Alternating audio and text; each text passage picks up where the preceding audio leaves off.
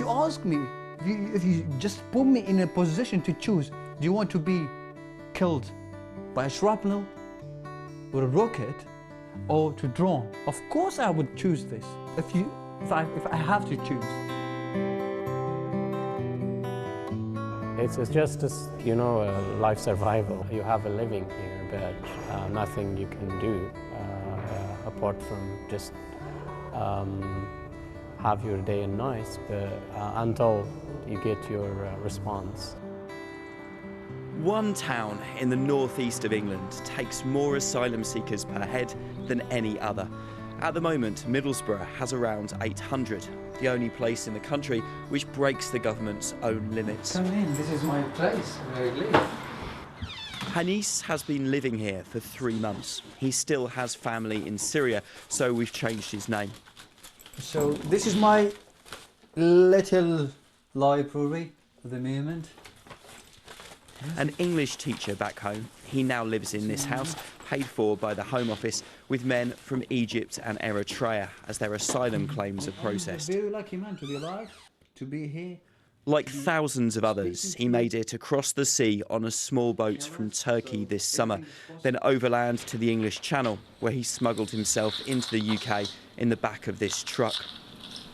I've made it after almost 2 months from leaving Syria. Now I'm in the UK. Now my dream is coming true. So glad, so happy that I made it. How do you feel now washing that? It's awful. You can't. I mean, this is crazy when you go back in your mind and recall these details. It's unspeakable. I mean, one of the important things when you read on the internet, when you see a lot of people saying, "Oh, look at these people! They came in with very smartphones and stuff like that." I mean, these people coming from this planet, they are not coming from Mars or Mercury. These people are not coming just because they are poor. No, these people never came to this country or any country because they're poor or seeking money or stuff like that. They would come in the 1990s or the 80s or the 2000s. Now they're coming for safety. There's a reason why these people are fleeing war. It was absolutely... But to come here, Hanis had to leave behind his family, his parents and a wife and newborn baby. He says he was left with no choice. It was too dangerous for them to make the journey. No one is happy to leave the place where he or she grew up, you know. You've got your roots there, you've got your relatives, you've got your memories, you've got your friends, you've got absolutely everything there. But eventually, when you start realizing that enough is enough and you cannot stand it anymore because you either will be killed or you will be used to kill people, now you choose to leave. And is that a very difficult thing to have to deal with, leaving your family behind in that way? It's absolutely, like, if you compare the way, I mean, the situation is awful. Crossing borders with ditches and later on crossing the sea, you know, when you see these bodies of these people who drowned on the sea, you say, no way, let me do it. If I die, no problem. But I can't imagine putting my wife and my little daughter's life in danger with this dinghy, you know. I mean, we are dead anyway. This is a gamble, you know. So you feel they're safer where they are without having to make that journey? It's not safer. There's nothing called safer. We are under constant shelling. But to us,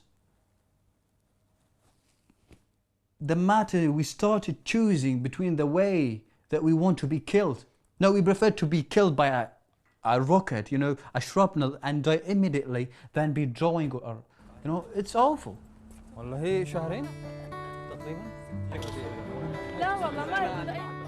Hanis now volunteers, showing new arrivals round Middlesbrough. The man in the white came here earlier this month from the Kurdish-controlled part of Syria. Well, he's from Kamishli. Kamishli is a quite famous Kurdish place. But he said, I don't speak Kurdish. Middlesbrough is well set up for asylum seekers like this. New arrivals get shown the essentials: the post office, a dedicated GP service, solicitors and the local mosque. So, for most of the refugees and asylum seekers, you know, they are the dreamland for normal people, but for asylum seekers and refugees, there's the Poundland. You've got to get absolutely anything you want for £1. So dreamland and Poundland. Under the last Labour government, a decision was made to disperse asylum seekers across the country.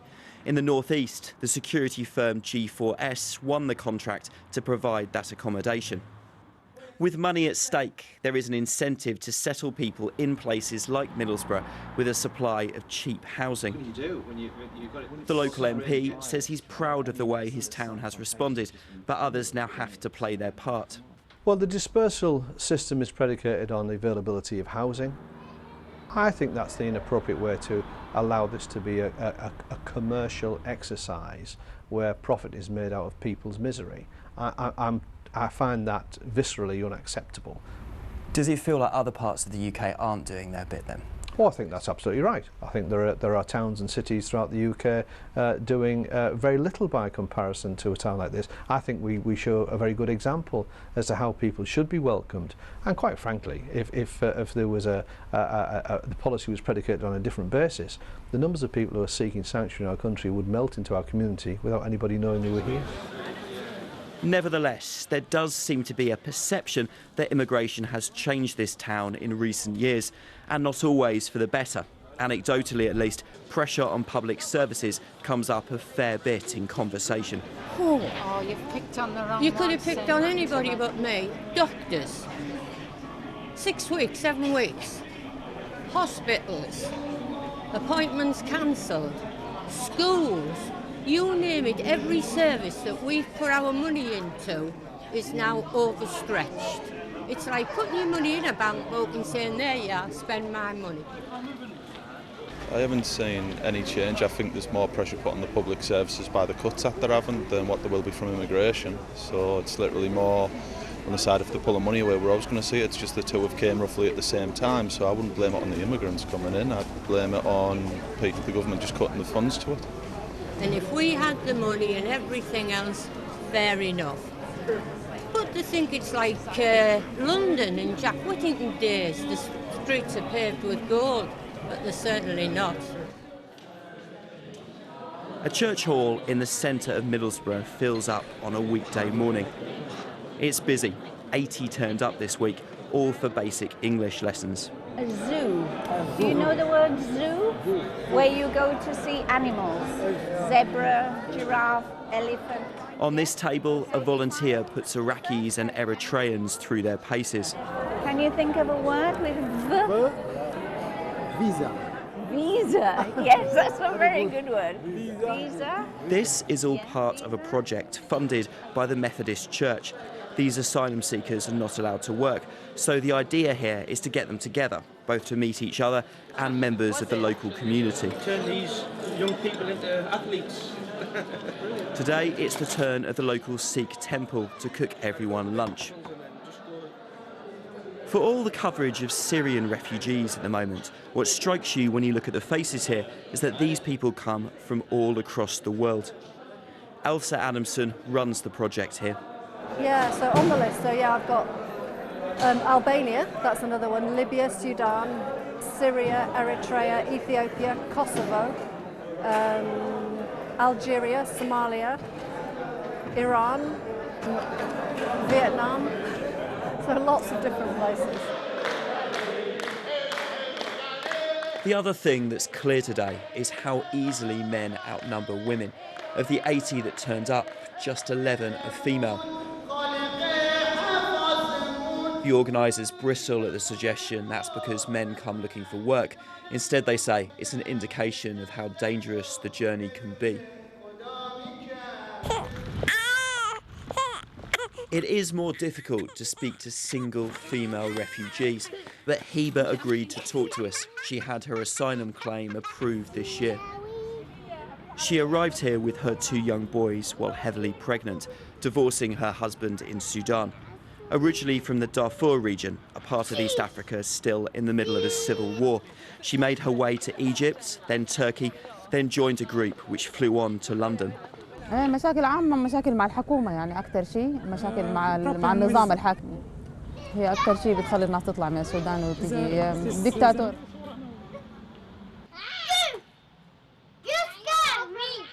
يعني الناس بتقرا وبتتعلم، تروح الجامعة وبتخلص جامعة وهيك، بس ما بتلاقي شغل. هم بيشغلوا ناسهم يعني، بس المنظمين تبع الحكومة وهيك. What are your plans in the future? Do you plan to stay here and make a life here? لا، ضل هون. Stay here. Yeah, stay here. 20 سنة. 20 years. No, bro. Yeah, stay here. What about going back to Sudan one day, if things recover? No. You can't see that? No. Do you miss your family? Yeah, I miss him. But I don't. ما حرجع. Heba says her biggest problem since arriving 10 months ago has been getting to grips with the language and the local accent. Not such a problem for her two young sons, who are already starting to pick up basic English at school. My school is very nice. School is very nice. My school is very nice. I talk with my friend in another city. Tell me, I talk him about Middlesbrough, about help here in Middlesbrough, about refugee helping. Tell me, you know, somebody help him in another city. But I think it's Middlesbrough very well. Well, I think it's fine. Golden jumbo plane, taking a ride on a cosmic train. The way our asylum system works means most people could never see a refugee. Just a handful of places, Middlesbrough among them, are expected to welcome and provide for hundreds. Where do the children play? With many more crossing Europe this summer, this could then be a real test of whether that asylum system now needs to change.